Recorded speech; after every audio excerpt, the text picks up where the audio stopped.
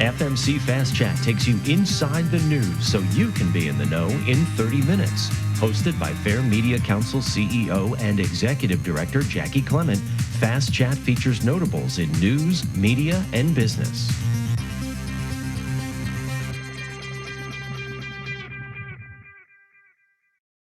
Today's podcast is all about conspiracy theories because, we've read and we've heard a lot about conspiracy theories in the news, especially these past 2 years or so. And one of the things we like to do is obviously look at the news coverage itself, go behind the scenes and see how the news is covering an issue, maybe what they're missing, what they're getting right, and what they're getting wrong. So I'm very happy to say our guest today is Joseph Usinski. He's a professor of poli-sci at the University of Miami, and he actually specializes in conspiracy theories. So Joe, thanks so much for joining us today. Thanks for having me. Let's start at the beginning. And by the beginning, I mean really the beginning, which is usually little boys want to grow up to be ball players or firemen. How does someone grow up to study conspiracy theories? I wish I had a more romantic story for you. I actually started out studying media and journalism and why journalists report the stories that they report. Okay. And then around 15 years ago, a co-author came to me and said, "Hey, let's do this thing, conspiracy theories." And my response was no. I said, "No one cares about this. This is on the fringe of society. This isn't a big deal." And that was the right answer at the time because it really was fringe, and the study of it was fringe. No one was paying attention, but that's really changed in the last few years. And I would like to take credit for it and say that I could foretell the future and know that this topic was going to blow up the way that it has, but purely random chance. And a lot of it having to do with Brexit and Trump's entrance into politics, but random chance that I happened to publish the right book at the right time, and it just sort of blew up, and I've stuck with it. So this is my career now. Okay, so the book is, you are co-author of American Conspiracy Theories, but then Yes. you were also editor of Conspiracy Theories and the People Who Believe Them. And that's something I want to get into here as well. But tell me though, over the past decade, I mean, it seems like you are in demand now for media interviews. So if you can compare for me, I mean, in the beginning, were you doing much media? Did media ring your phone?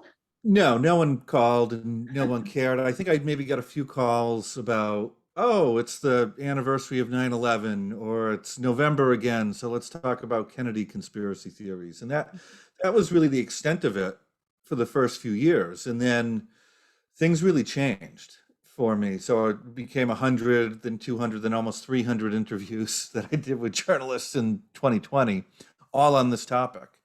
And just to put that in perspective, I mean, many major news organizations now have desks dedicated to misinformation, disinformation, conspiracy theories, online information environments, where they have entire teams just dedicated to it. So it's getting a ton of coverage. So to put numbers on that, I started a Google alert in, I think, 2010 on the term conspiracy theory, and I would get back 4 or 5 articles a day, and not on the weekends, with the term conspiracy theory in it. Starting in 2015, it became 50 to 100 articles a day. I was in a lot of them. And Okay. it's maintained that since then. So on any given day, there are lots and lots of stories coming out on this or very similar topics. Okay. Now you mentioned 2020 as being kind of a hot year for you. Was that due to the pandemic and so many conspiracy theories surrounding that? There were 2 major things I was getting interviewed about, and one was the pandemic conspiracy theories, and the other was QAnon. Okay. And I'm not exactly sure why QAnon blew up so much. I think everyone they had to hunker down, social distancing, everyone was online more. And I guess maybe in some ways, maybe they were coming into contact with QAnon more. Maybe journalists were just coming into contact with QAnon more, but it became a big thing for journalists, and they were paying a lot of attention to it. Now, unfortunately, a lot of the headlines were getting things very, very wrong. Okay. And in what seemed like a huge growing movement of QAnon, really wasn't. it was just, yeah, QAnon's online, and to many journalists, it seems crazy and wacky, and you can find a lot of Facebook pages with it, but that doesn't necessarily translate into everyone's becoming a QAnon believer now. Okay. Okay. So the polling during this time told a very different story than a lot of the QAnon coverage was providing, and same thing with the COVID coverage, is that it was saying this is spreading everywhere, right? Everyone's going to become a COVID conspiracy theorist, but that didn't happen. Yes, there were believers, and yes, the conspiracy theories are out there, but having repeatedly polled on these ideas over and over and over again throughout the pandemic, from the very beginning, even to recently, we're just finding very little growth. Okay, so let's break this down a little bit for folks.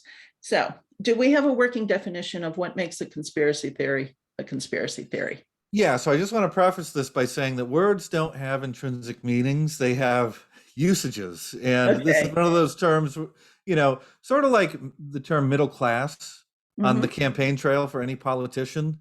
Yeah. They're all fighting for the middle class. You say, well, who's that? And they're like, there is no definition. Everyone's middle class. Okay. So conspiracy theory is sort of like that, right? I have my definition, which I try to apply to what I do and be very even-handed with it. But most people, the term means anything I don't agree with that the other guy believes that I think is wacky. And that's a conspiracy theory, right? So for everybody, what counts and what doesn't is often just a reflection of what they believe about the world and what groups they happen to belong to. Okay. So for me, I'll give you my definition, and that is that you have essentially a accusatory perception in which a small group of usually powerful people are operating in secret for their own benefit against the common good, and in a way that undermines our bedrock ground rules against the widespread use of force and fraud. Okay. And further, this idea has not been adopted by the relevant experts in the relevant areas with open data and evidence for anyone to challenge, should they want to do so. So if you take something like Watergate, it has all the elements, except we operate as if it's true because it has convinced the relevant experts like the FBI, Congress has done reports, people made admissions in open court. We have a pretty good idea of what happened. Right. But if you think that the CIA killed Kennedy, you're dealing in conspiracy because there aren't majorities of experts with open data and evidence who have sort of converged on that answer. It doesn't mean it's false. Could be true, but it just hasn't met a particular bar of convincing the experts. And that's where I set my bar. Other people may have a different one to demarcate conspiracy from conspiracy theory, but that's where I set it. And again, I don't want to tell anyone that their cherished theory is necessarily false. Just because I consider it a conspiracy theory just means hasn't convinced the people that I would listen to. Okay. So I guess the big question that comes to mind first is, why do people believe what they believe? So that's the best question that I've ever been asked, because usually the question is, why do people believe conspiracy theories? Okay. Right. And the answer that I tend to give is, well, for lots of reasons, and for the same reasons that people believe anything else. Okay. It's not like people are walking through the day and different ideas have like shine differently or have different colors or something, or are immediately discernible from other types of ideas, right? It's not like, oh, I saw this and it looks false, so I'll believe it. Right. Or this looks stupid, so I'll adopt it as a belief system. That's not what people are doing. People are doing the best they can with what they have to work with, right? So it's the same forces that drive belief in any other sort of idea that drive belief in conspiracy theories. And for me, just to give the basic rundown, it would be people tend to be attracted to ideas that comport with how they already view the world. Okay. So if you think that the world operates as the outcome of a bunch of conspiracies pulled off by people who you probably already don't like, then any new theory coming in that matches that is going to ring true to you to some extent, right? Beyond that, people tend to think that their groups are good and virtuous, and the competing groups are bad and potentially conspiring against us. So we tend to point fingers. It's the other guy that's conspiring, not my team. It's the other team that's doing it. They're the bad ones. And as part of that, we often take cues from our political leaders. So if a leader that we trust says so and so is conspiring against us, then we'll believe that too, right? Mm-hmm. And then the final thing that I would say is our personality traits sort of drive the ideas that we adopt. And this becomes very important with conspiracy theories, because people with antisocial traits, sort of dark personality traits like narcissism, psychopathy, Machiavellianism, people with conflictual personalities, Okay. they tend to gravitate towards antisocial ideas, right? So it's not the case that anyone who believes any conspiracy theory has dark or bad traits or are conflictual people. That's not the case. But for certain conspiracy theories, Mm-hmm. that seems to be the case. So lots of people believe that the CIA killed Kennedy or something like that. Completely fine and normal, and it's a widespread belief. Right. But people who think that no one died at Sandy Hook or that the Holocaust was faked, Mm-hmm. those sorts of beliefs tend to be held by people with darker personality traits. Okay. And that makes perfect sense, because those ideas themselves are sort of outside Mm-hmm. polite, normal discourse. So who's going to adopt them?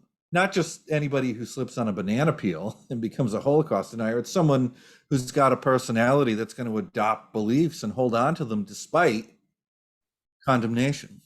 Okay. And are some of these beliefs systems carried out through, I guess, the people you hang out with or the groups that you gravitate toward?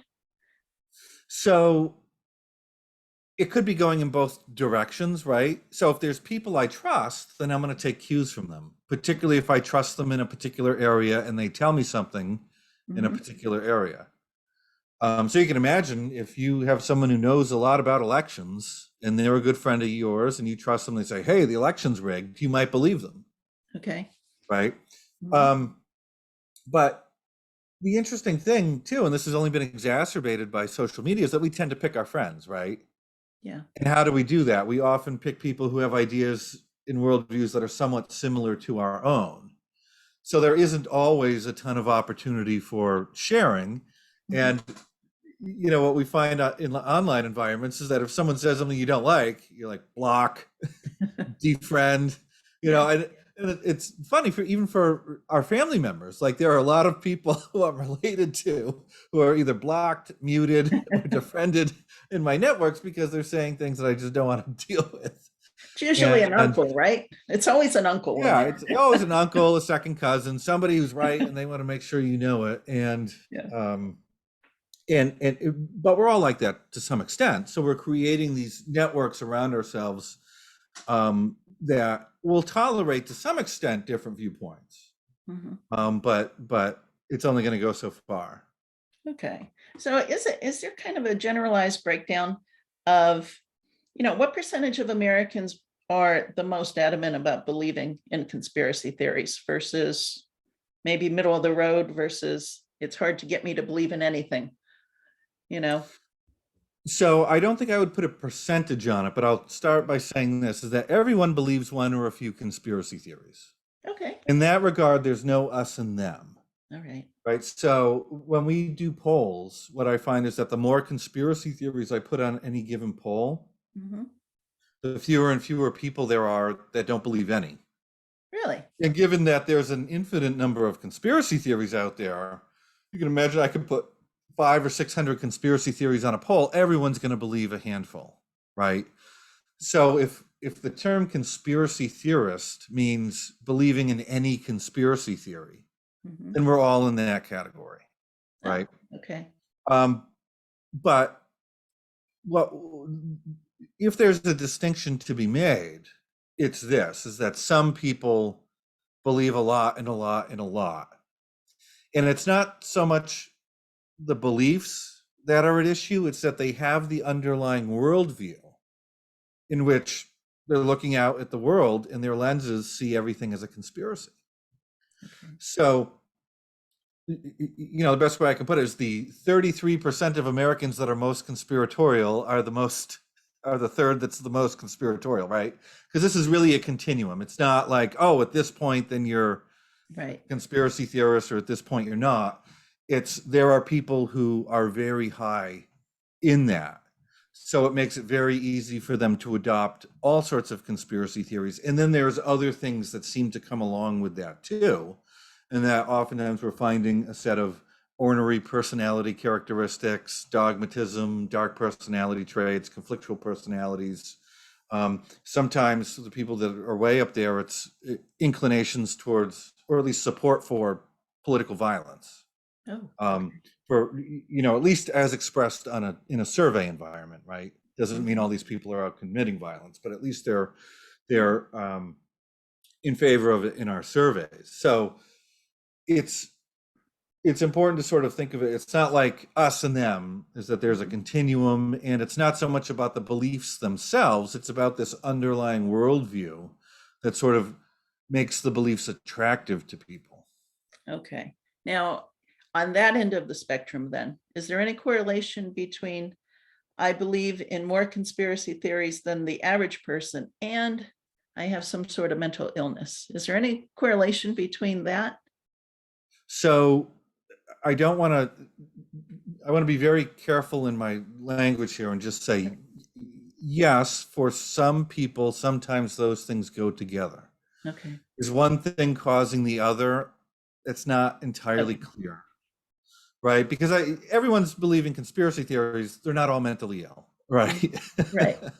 um, I mean, I used to say this. I go, there's a lot of people who think, it could be schizophrenia or something like this is driving people to these beliefs. But, if 80% of people believe a particular conspiracy theory, are they all crazy? And I guess maybe sometimes I look out of the world and say, yeah, maybe they are the way things are going. But no, I mean, it could be the case that those things are related, but they're probably not necessarily. And oftentimes where we do see a relation between them, like in an anecdotal case, Yeah. like the guy who killed his kids with a sword because he thought they were lizard people or things like that. Often there is mental illness there, and that's probably the driving factor rather than the conspiracy theories themselves. Okay. Now, you had mentioned the media in the beginning, and one of the things I want to talk to you about is because I have seen mention a few times in the news media that we seem to be living in the golden age of conspiracy theories. Yeah, so I see this headline a lot. The problem is it's not really clear what it means, and it's not really necessarily true by any evidence that I've been gathering. And then by even worse than that, like I've gone back through headlines for the last 60 years, and journalists have said this all the time. Oh, So they were okay. saying in the 60s, the 70s. I've got a whole bunch of these quotes through the 90s and through the last few decades. So it's not like, people are saying it only now, Mhm. right? They say it all the time. Be, Probably because headlines like that seem to sell, and there's always a new conspiracy theory, and it seems like it always makes sense. But there's never any underlying evidence brought to bear on it. So one thing that I've been doing for the last year is just re-polling on every conspiracy theory that's been polled in the last 60 years, Okay. trying to see if they've gone up or down or stayed the same. Mhm. So far, I've polled on about 50 some odd conspiracy theories that were previously polled, which is a very good sample, and they cover all sorts of topics. And only a handful have gone up, and the increases are not very large. The majority stayed exactly the same, even over the course of decades. And then more went down than went up, with the decreases being bigger than any increases that we found. So it's just not the case that beliefs are just going up, up, up, up, up. And just to give two critical cases here, Mhm. I mean, in March of 2020, I put a few COVID conspiracy theories on a national poll that we did, and then repolled them in June, October, and then all through 2021, Okay. stable or went down, no increases. Right. And we did the same thing with QAnon. I've been polling on QAnon since 2018. Mhm. No increases, small and stable, and we never found evidence of it going up, right? So the only time where you find people talking about increases is when they have some fantastic poll result. Hey, look at this. And usually when a poll result is fantastic, Mhm. it's because it's not that good of a poll. Okay. So when something is so far, what makes a fantastic story is something that's different than everything else. And if that one poll number is different than every poll number, could Mhm. be right, but it could very well be wrong too, and it's different for a reason. Okay, but you bring up a good concept there because, we will read or watch or hear about conspiracy theories in the news. But offhand, I can't think of any story that told me, oh, look, fewer people believe this now. Because people stop paying attention once it sinks into the background, right? So Okay. the headlines that I almost always see are, it's big and getting bigger. Mhm. Right, and I'll give you an example. So I think it was Brian Stetler from CNN. I hope I Mhm. got his name right. He did it. I think it was him. He did a piece in early 2020. QAnon is growing and it's dangerous and big and getting bigger, and we're talking about it all wrong. And no real good evidence for that. And then CNN ran a piece um, about a full year later that had another poll that actually had a poll in it, and it said it was about 10%, which I think was still an overestimation. But here it was like the third or fourth string reporter writing this.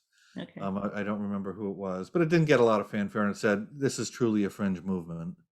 So it's Okay. like when the headline is big and flashy, it's you've got your top people doing it, Mhm. and it gets the big headline, and everyone, oh my God, because it attracts concern. Mhm. And if it were true, it should attract concern. But oftentimes, when this isn't that big of a thing, here's a corrective. Mhm. It's often ignored. So I've been able to get pieces published with these sort of correctives in it, like, no, it's not the golden age of conspiracy theory. No, QAnon isn't big and getting bigger. And it's tough to do. But I can place my stuff, but Mhm. it's not as easy to do as if it were, watch out, the world's about to end.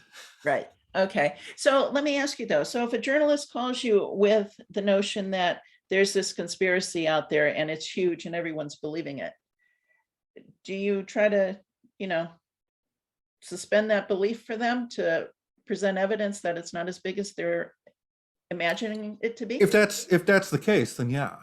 Do they Right. listen? So I mean, there's I won't name names, but there's one reporter who calls me a lot from one particular outlet, and it's always the fringiest, weirdest thing. Like, there's a conspiracy to do forced COVID anal swabs, and this is going to take over the country now, or we're all going to be forced to eat bugs. Or, it's always something Okay. fringe.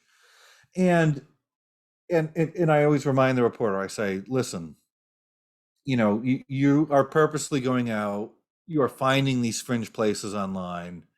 Yes, there's a handful of people talking about it, but out of the 330 million people in the country, how many do you think are really talking about this or engaging with it? Or I'm sure I could put any of these ideas on a survey, and there'll be some amount to say, oh, that sounds real to me, but they probably never heard of it prior to my putting it on the survey. Okay. So I do try to remind people of that, but it's tough, right? Particularly in 2020, it was very tough for me to say there isn't any good evidence that all of these beliefs are increasing across the board.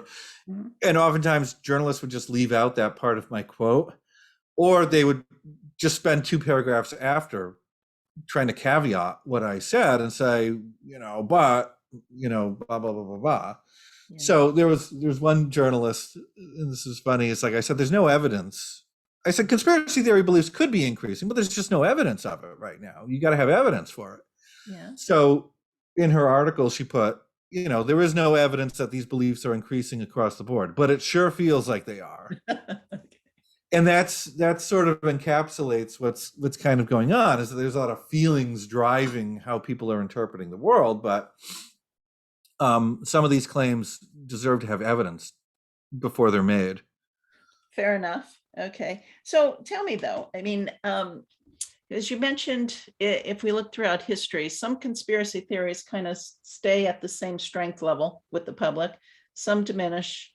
Um, What are the popular ones that just sort of remain as part of our culture? So Kennedy has been here for a long, long time. Now, its belief in it isn't flat. So it started out around 50%, 50%, in December of 1963, shortly after the assassination. It increased to 80 and stayed there for a few decades. And then in the last 25 years or so, it's come down to now where I poll on it, it's between 45 and 55%. So it's sort of floating around where it started. Okay. That's going to be with us forever. I mean, every year at the anniversary of the assassination, it's a thing. We talk more about the conspiracy theories than I think we do the Kennedy presidency. There's always new quote unquote evidence coming out. There was, of course, the Oliver Stone movie. Now he's got a new documentary that he's been pushing, and there's always TV shows on it. So that's sort of our lifetimes. That's the quintessential American conspiracy theory, and part of the reason why the numbers are so high is it's not just part of our culture. Mm-hmm. It's not just that it's socially acceptable to engage with it. It's that anyone can take it in like a Mad Lib. They can do anything they want with it. Okay. People down here, Castro did it. No, it was the Soviets, or other people. It was the CIA. It was Johnson. It was this one. It was that one. So people can go with it where they want to go. So it's 50% of the country believe it, but they all sort of believe something a little bit different than everyone else. Okay. Now we talked a little bit about mainstream media, but I think one of the things that keeps popping up here is we should really be blaming social media for this idea of how many conspiracy theories we have. So is Mark Zuckerberg doing this to us, or is there any truth to the reality, to the perception that, social media is playing a role in broadening or making conspiracy theories more popular? So the people who are blaming social media are sort of, my view is that they're responding to a lot of tech phobia and sometimes hatred for these, big tech companies or something like that. But blaming them for conspiracy theories is sort of like a cause in search of an outcome. Okay. Like I haven't found any evidence that these beliefs have increased across the board. Certainly not in a way that all the hubbub about social media would suggest. Right. So over the course of decades, many of these beliefs are stable, and even the things that were said, these are increasing because of social media, COVID conspiracy theories and QAnon. You just don't find it. These things are incredibly stable because it's people's worldviews and personalities, which are generally stable over time, that drive them to accept certain propositions as true. They drive them to adopt beliefs. Mm-hmm. So we would expect the people buying into these things to be fairly stable, right? So we're just not finding this. And it's sort of funny to me, like people say, now is the time of conspiracy theories. It's the golden age, and these theories are worse than ever. And I say, worse than the Red Scare? Worse than when we were drowning and crushing people for supposedly conspiring with Satan? Worse than that? Mm-hmm. It's really worse than that. And they start to realize that, no, maybe we are overblowing this. And just the fact that something's online doesn't mean anyone's looking at it. It doesn't mean anyone's being convinced by it. And it doesn't mean anyone's going to act on it, right? There's all sorts of stuff online that people are ignoring right now. Okay. So your median conspiracy theory that's on the internet will get on social media tonight, and it'll be gone by tomorrow. Okay. It's only a small number that will take off in any meaningful way. So by only focusing on the ones that are somewhat big, we're getting a jaundiced view of the rest of them, which are, most of them come and go, and they're not convincing the world. And I have to remind journalists of this, because they'll call me and they'll say, oh my God, there's this crazy conspiracy theory on Twitter. And I say, so what? And they say, well, everyone's going to see it and everyone's going to believe it. And I say, so did you see it? And they say, yeah. And I say, so you must believe it then. And they say, no. And I say, well, what makes you so special? How come you can resist this tantalizing conspiracy theory, but the rest of us are a bunch of dupes, apparently? Yeah. What makes you so smart and the rest of us so dumb? And they start to realize that not everybody is searching this stuff. Not everybody people just don't believe every single thing they say, right? People believe things that match how they already view the world. So oftentimes when we see conspiracy theories getting traction online, it's the same people, just expressing what's already inside of them with just a new particular belief, because it's the worldview that's at play, not the particular theory. Got it. So from your perspective then, now that we have the internet, not necessarily worse off in the world than we were before? No, and I think there's good and bad news that we need to concentrate on. The good news is things aren't getting worse. Okay. Right? The bad news is things were probably always worse than we thought. Right? So since we've been polling on these ideas now, we're starting to find that they're fairly widespread. People believe all sorts of, things. So if I was to take people through my, decade of survey data, they might be horrified with the amount of people believing certain ideas. Yeah. Like, oh my God, 12% of the country thinks that spraying themselves with Lysol is a good idea for COVID, or things like that. And there's all sorts of things. And so that's there.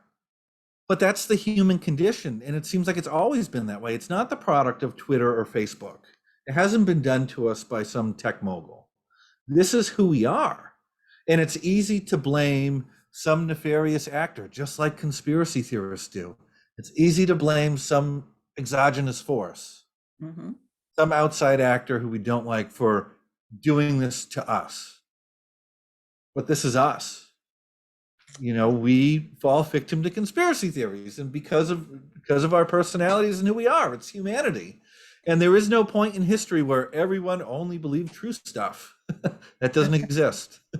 Okay, so let's look at the flip side of the equation, though, which is if we have people that believe some of the things that are really outlandish, is there any way to get them to come, further towards the center, which is, okay, maybe that's a little too far out there? So the problem isn't the belief. Okay. The problem is what is sometimes accompanying those beliefs. Because if somebody's like, oh, I heard this idea, this conspiracy theory, and I think it might be true, if it's just something they heard and they don't care about that much, you can probably reason with them. But if the belief is an expression of something that's underneath, that's really important to them, then you're not arguing with a particular belief. You're arguing with an entire belief system, with their entire personality, with all sorts of things that they hold to be true about the world. And that's really tough. That's really tough to do. And that's exacerbated by the fact that some conspiracy theories are held by people who also have traits which make them tough to negotiate with. If people have higher levels of narcissism or conflictual personalities, or they're dogmatic, you're not going to convince them that their conspiracy theory is wrong, just like you're not going to convince them any other idea they have is wrong, right? And I think one thing I want to point out here is that oftentimes we put this to conspiracy theorists, like, oh, you can't argue with them. But we're all like that with certain things, right? Yeah. Am I going to talk you into joining a political party by sending you a fact check or a link? Am I going to get you to change your religion, with a conversation? No. I mean, we have things that we hold dear to us, and they're not up for negotiation. So we're all like this with certain things. Okay. So we actually need to wrap up. So I want to ask you one last question, and that's this. Is there anything we should have touched on that we didn't, that you think is important for the public to know when it comes to this topic? Don't always believe the headlines. Dig a little bit deeper than that. And sometimes it's easy to think that everyone's losing their minds, but no, it's just some people, and it's always been that way. So don't worry that much about it. The Fair Media Council is a 501c3 nonprofit organization advocating for quality news and working to create a media-savvy society. For more information about the Fair Media Council and upcoming Fast Chat shows, check out fairmediacouncil.org.